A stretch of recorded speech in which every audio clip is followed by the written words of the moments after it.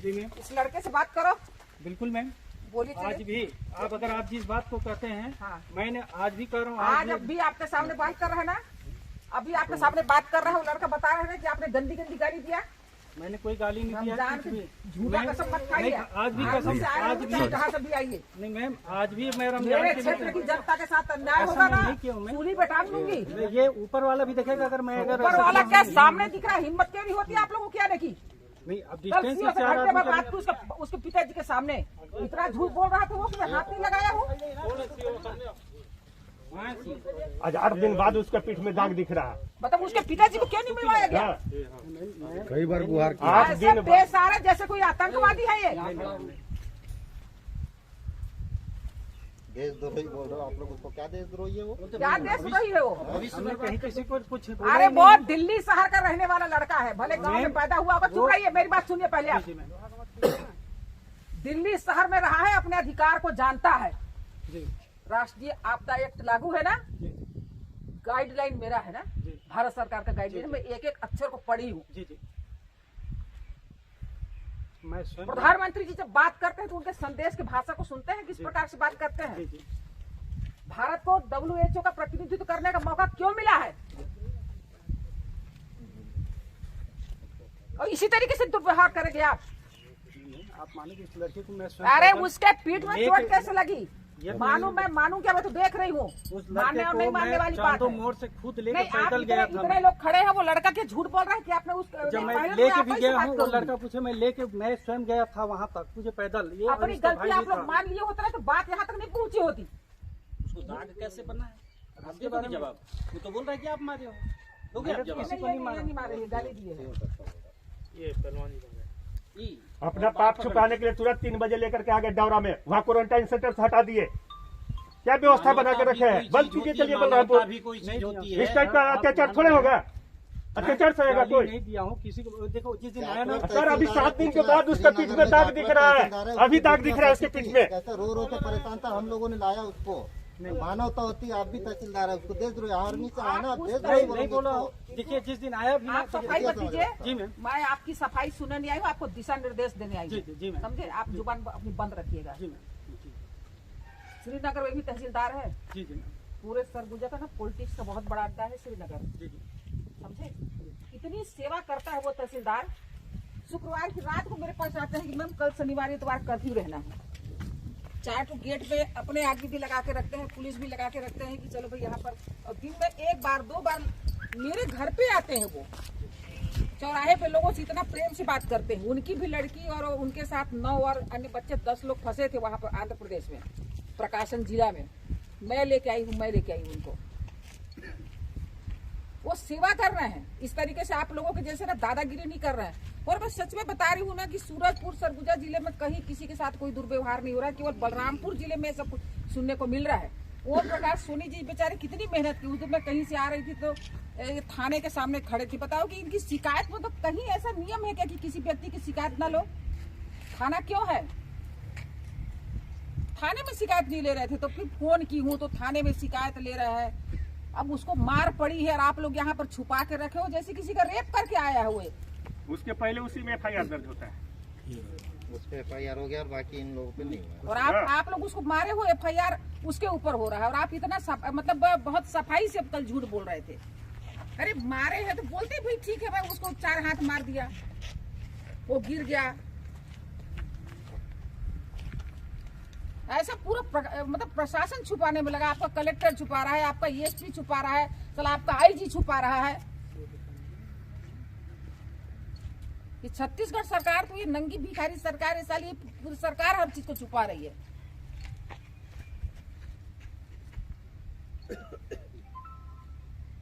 आप लोग तय कर लो अपनी अपनी सजा।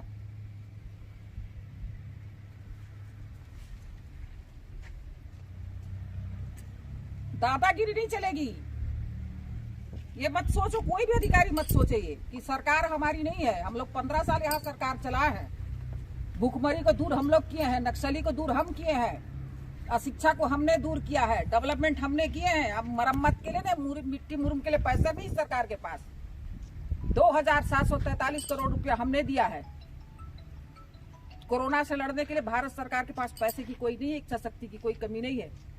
मैं तो बोलती हूँ सारे लोगों को जितना पैसा चाहिए मैं दिला रही हूँ।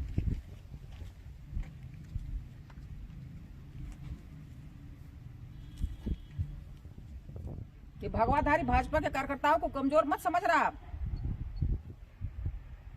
जनपद में बैठ के और आप भी तहसील में बैठ के ना जो भेदभाव कर रहे हैं ना भाजपा के कार्यकर्ताओं के साथ, भूल जाइए। अंधेरी कोठरी में ले जाके ना मैं बेल्ट खोल के ना ठोकना जानती हूँ बहुत अच्छे से।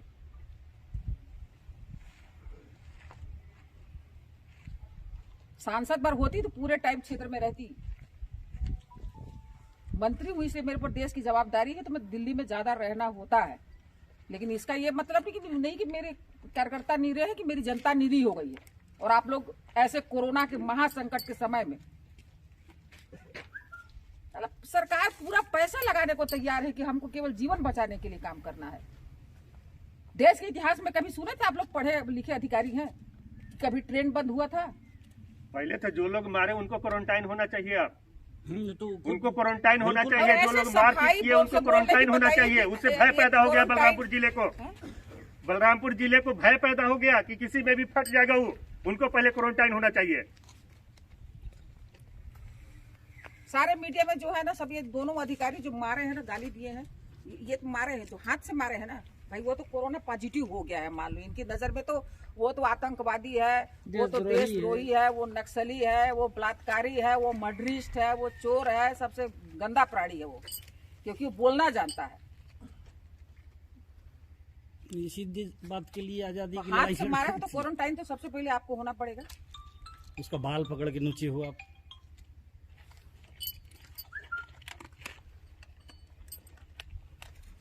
सर अभी भी उसका पीठ में दाग दिखा। हाँ? 7 दिन गुजर गया, अभी तक डॉक्टरी मुलाहजा नहीं हुआ।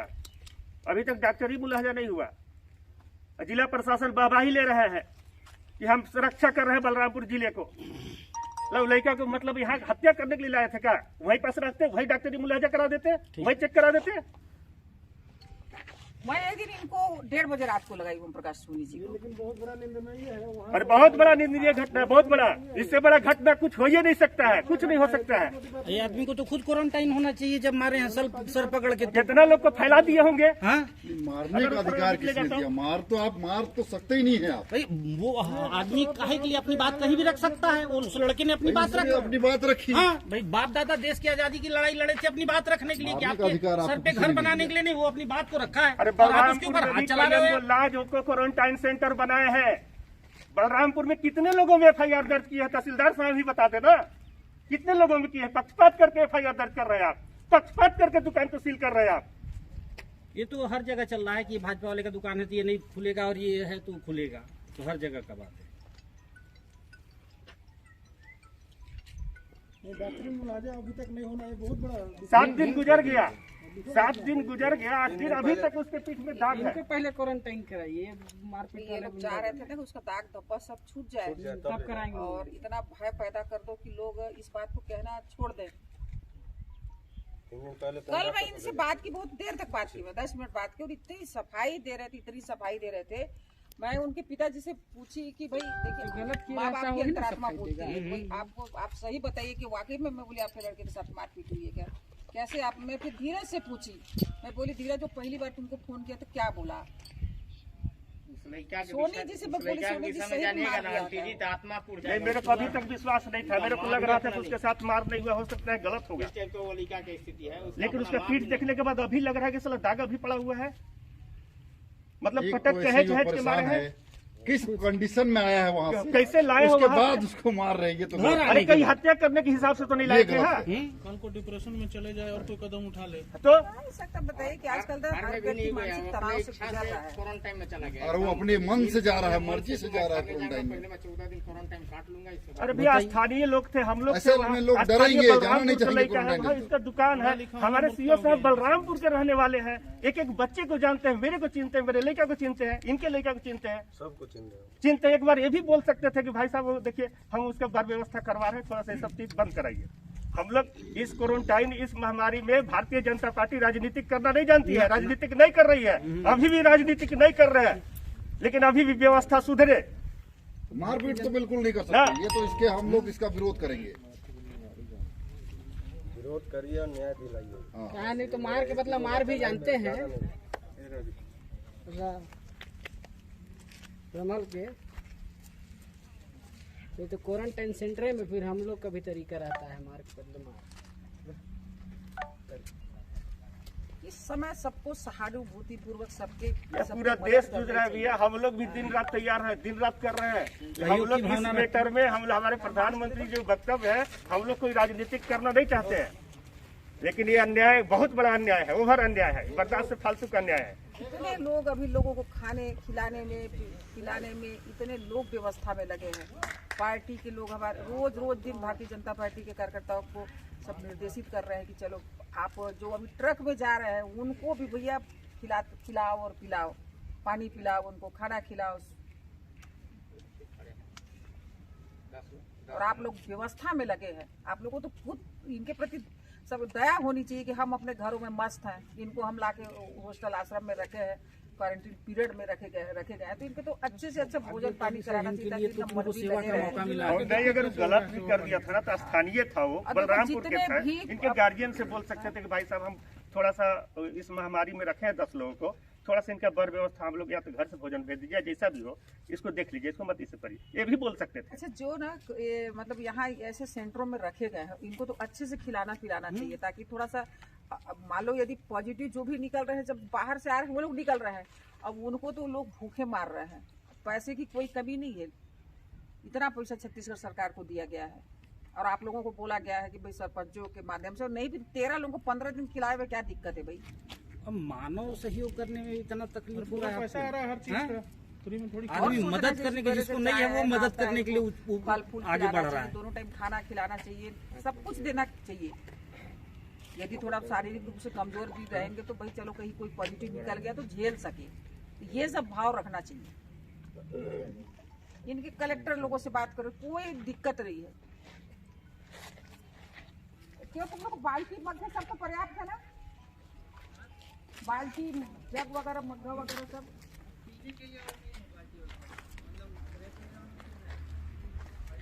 अच्छा कितना टॉयलेट है अंदर, टॉयलेट कितना है?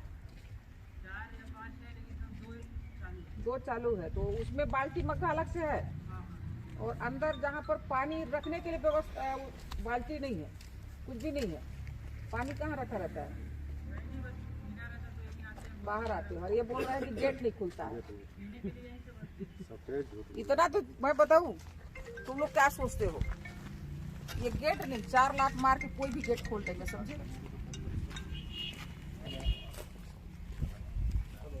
झूठ की पराकाष्ठा है, बिल्कुल शर्म नाम की चीज नहीं है भाई आप लोगों को। दया तो हो ही नहीं सकती, थोड़ी शर्म रहनी चाहिए। डर भी ना हो तो चल जाएगा, लेकिन शर्म तो होनी चाहिए। आदमी को हया होना चाहिए कि जी